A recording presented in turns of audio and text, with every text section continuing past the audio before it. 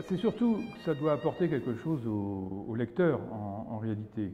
Je pense qu'on n'a jamais vraiment parlé de l'histoire de Trotsky et Frida Kahlo. Il y a eu des livres sur les uns ou sur les autres, mais celui-là, pour la première fois, décide de raconter leur histoire.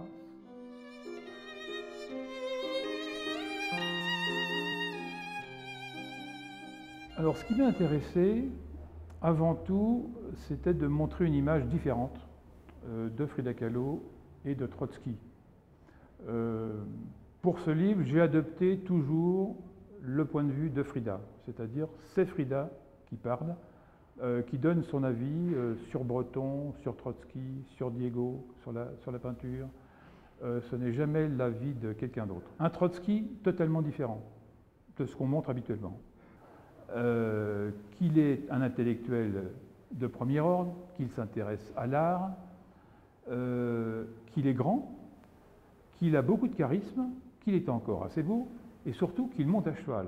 Or, tous les gens qui montent à cheval savent que pour monter à cheval, il faut être plutôt en bonne forme physique. Donc, je voulais montrer une image d'un Trotsky différent et qui aime la vie.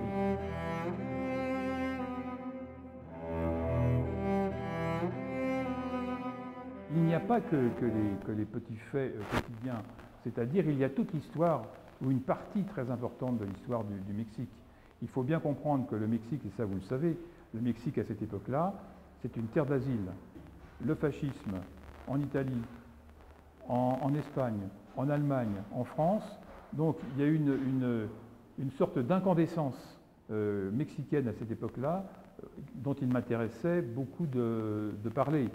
Ça, c'est la raison sans doute fondamentale pour laquelle j'ai souhaité raconter cette histoire, qui apparemment est anecdotique, mais qui en réalité en dit beaucoup, et sur Frida, et sur Trotsky, et sur le Mexique de l'époque.